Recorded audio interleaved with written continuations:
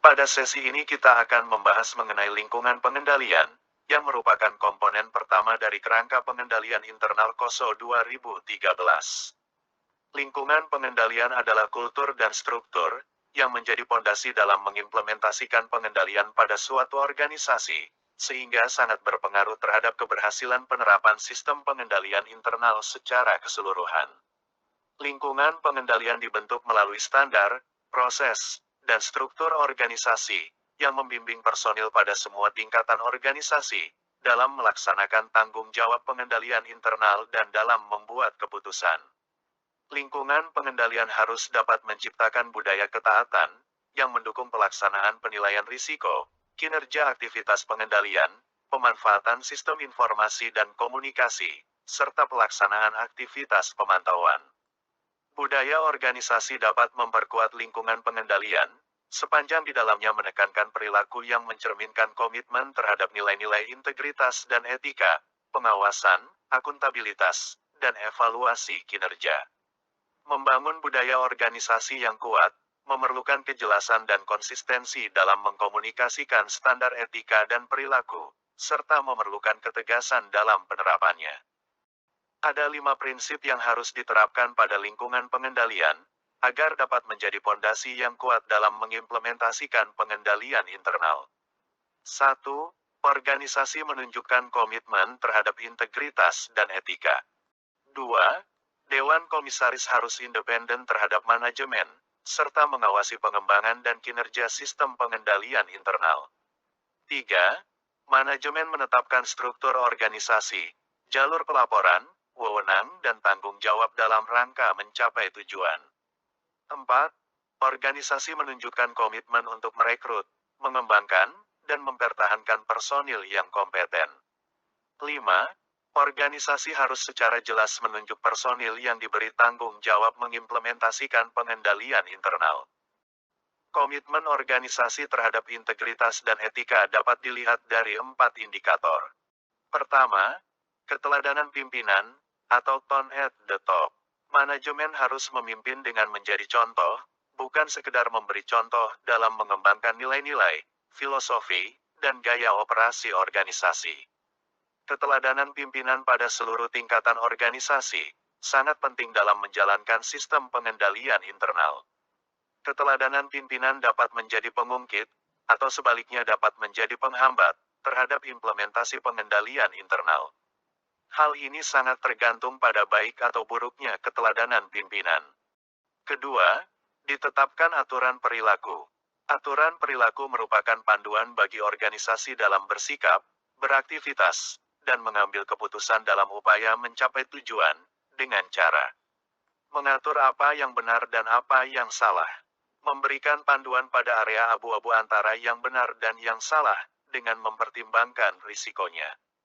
Menjadikan aturan perilaku tersebut sebagai cerminan dari ketentuan hukum yang berlaku, peraturan, standar, dan harapan para pemangku kepentingan. Aturan perilaku harus secara kontinu dikomunikasikan dan diinternalisasikan ke seluruh lapisan organisasi, agar anggota organisasi dapat memahami dan mematuhi. Ketiga, dilakukan evaluasi atas ketaatan terhadap aturan perilaku. Aturan perilaku yang telah ditetapkan, menjadi dasar untuk melakukan evaluasi ketaatan terhadap nilai-nilai integritas dan etika, pada semua tingkatan organisasi. Evaluasi dapat dilakukan oleh manajemen atau pihak lain yang independen.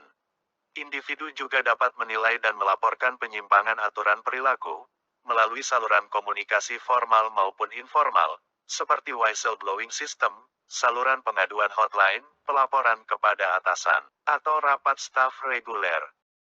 Keempat, menindaklanjuti secara tepat waktu atas penyimpangan terhadap aturan perilaku.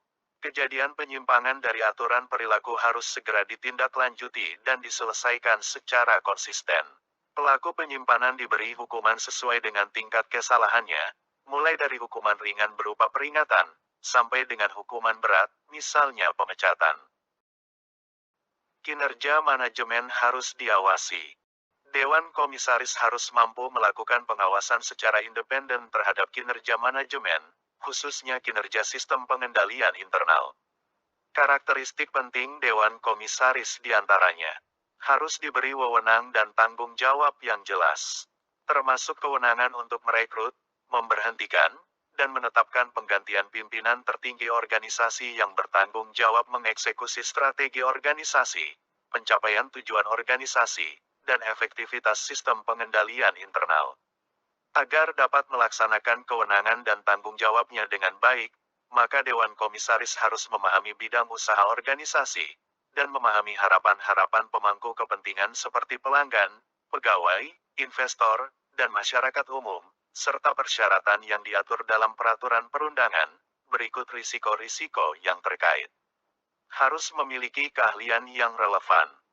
Penetapan komposisi Dewan Komisaris mempertimbangkan misi, nilai, dan berbagai tujuan entitas serta keterampilan dan keahlian yang dibutuhkan untuk mengawasi, menyelidiki, dan mengevaluasi tim manajemen senior dengan cara yang paling tepat. Ukuran Dewan Komisaris ditentukan dengan mempertimbangkan jumlah anggota yang tepat untuk memfasilitasi kritik yang membangun, diskusi, dan pengambilan keputusan. Kemampuan yang diharapkan dari semua anggota Dewan Komisaris mencakup integritas dan standar etika, kepemimpinan, pemikiran kritis, dan pemecahan masalah. Harus independen terhadap manajemen. Independensi Dewan Komisaris ditunjukkan dalam objektivitas pikiran, tindakan, penampilan dan fakta anggotanya. Perusahaan publik biasanya diharuskan memiliki jumlah anggota komisaris independen, yang dapat menjamin agar mekanisme pengawasan berjalan secara efektif dan sesuai dengan peraturan perundang-undangan. Harus mengawasi sistem pengendalian internal. Dewan Komisaris terlibat dalam melakukan pengawasan terhadap rancangan, penerapan, dan pelaksanaan pengendalian internal oleh manajemen yang mencakup keseluruhan dari kelima komponen pengendalian internal. Manajemen senior dan Dewan Komisaris menyusun struktur organisasi dan jalur pelaporan yang diperlukan untuk perencanaan, pelaksanaan, pengendalian, dan evaluasi periodik atas aktivitas organisasi secara berkala. Mereka perlu didukung oleh proses dan teknologi yang diperlukan untuk memberikan akuntabilitas dan arus informasi yang jelas pada seluruh entitas dan subunitnya. Struktur organisasi entitas dapat disusun berdasarkan berbagai dimensi. Misalnya, berdasarkan lini produk atau jasa, agar dapat memfasilitasi pengembangan produk atau jasa baru, mengoptimalkan aktivitas pemasaran, rasionalisasi produksi, dan meningkatkan layanan pelanggan. Atau berdasarkan entitas legal, yang lazimnya didesain untuk mengelola risiko bisnis, mengupayakan struktur pajak yang menguntungkan, dan memberdayakan manajer yang beroperasi di negara lain. Seperti apapun bentuk struktur organisasi serta pendelegasian wewenang dan tanggung jawab, jalur pelaporan dan saluran komunikasi harus ditetapkan secara jelas, agar terlaksana akuntabilitas pada unit operasi dan unit fungsional. Pendelegasian wewenang dapat memberdayakan seseorang untuk bertindak sesuai peran yang diberikan, tetapi kewenangan tersebut harus dibatasi, sehingga pendelegasian wewenang hanya terjadi untuk hal-hal yang diperlukan dalam rangka mencapai tujuan organisasi. Risiko-risiko yang melebihi toleransi tidak diterima. Terdapat pemisahan fungsi untuk mengurangi risiko penyimpangan dalam pencapaian tujuan organisasi, serta ada check and balances mulai level organisasi tertinggi sampai terendah. Jika menggunakan teknologi, ada pembatasan akses sesuai peran, kewenangan, dan tanggung jawab masing-masing dalam alur proses bisnis. Organisasi harus menunjukkan komitmen untuk merekrut, mengembangkan, dan mempertahankan personil yang kompeten. Kebijakan dan standar menjadi dasar dalam menentukan kompetensi yang dibutuhkan oleh organisasi, dan sekaligus menjadi dasar penyusunan prosedur untuk pelaksanaan dan evaluasi kinerja. Kompetensi adalah kualifikasi untuk melaksanakan tugas dan tanggung jawab yang dibebankan. Kompetensi memerlukan keterampilan dan keahlian, yang umumnya diperoleh dari pengalaman profesi, pelatihan dan sertifikasi. Hal tersebut tampak dari sikap, pengetahuan dan perilaku individu dalam menjalankan tanggung jawabnya. Pada umumnya, fungsi sumber daya manusia suatu organisasi yang berperan membantu menentukan kompetensi dan level jabatan berdasarkan peran pekerjaan, memfasilitasi pelatihan dan memelihara catatan penyelesaian pelatihan, serta mengevaluasi relevansi dan kecukupan pengembangan profesional individu dalam kaitannya dengan kebutuhan entitas. Manajemen sumber daya manusia juga membantu merekrut, mengembangkan, mengevaluasi, dan mempertahankan personil yang memenuhi syarat kompetensi pada masing-masing tugas jabatan, dengan jumlah yang memadai. Manajemen perlu secara kontinu mengidentifikasi dan menilai fungsi-fungsi yang memiliki pengaruh signifikan terhadap pencapaian tujuan organisasi. Tingkat kepentingan peran dan fungsi dalam organisasi dinilai berdasarkan besarnya pengaruh terhadap pencapaian tujuan organisasi. Manajemen senior dan Dewan Komisaris membuat mekanisme penanggulangan darurat untuk segera menempatkan personil yang bertanggung jawab melaksanakan pengendalian internal pada peran dan fungsi yang personilnya sedang lowong.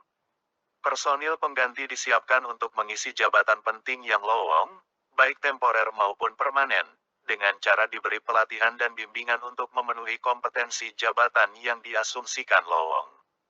Perencanaan dan persiapan suksesi juga perlu dipersiapkan, untuk mengantisipasi hambatan pada fungsi-fungsi penting yang didelegasikan kepada pihak luar organisasi, seperti misalnya pemasok utama atau jalur distribusi pemasaran, untuk memastikan tujuan organisasi tetap dapat tercapai, meskipun terdapat kendala pada pemasok utama maupun jalur distribusi.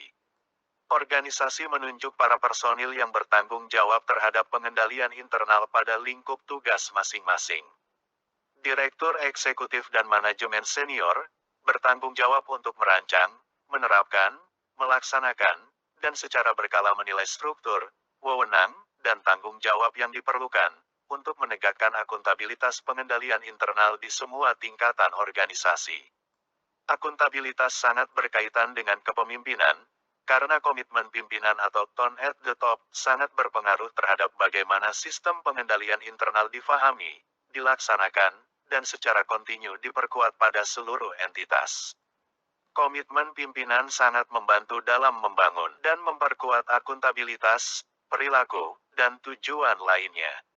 Manajemen dan Dewan Komisaris menetapkan ukuran kinerja, insentif, dan penghargaan yang sepadan dengan tingkat tanggung jawab pada semua level entitas, dengan mempertimbangkan pencapaian tujuan jangka pendek dan jangka panjang. Selanjutnya, manajemen dan Dewan Komisaris secara reguler mengevaluasi kinerja individu dan tim, dengan mengacu pada ukuran kinerja yang telah ditetapkan. Kepatuhan terhadap standar perilaku dan tingkat kompetensi dievaluasi. Hasil evaluasi ini dikomunikasikan dan ditindaklanjuti dengan penghargaan atau sanksi sebagaimana mestinya, untuk mempengaruhi perilaku yang diinginkan. Penghargaan dapat berupa uang, pengakuan, atau karir. Ukuran kinerja, insentif, dan penghargaan sangat mendukung efektivitas sistem pengendalian intern, sepanjang disesuaikan dengan tujuan entitas dan diubah secara dinamis sesuai kebutuhan. Sampai di sini pembahasan sesi ini. Semoga bermanfaat.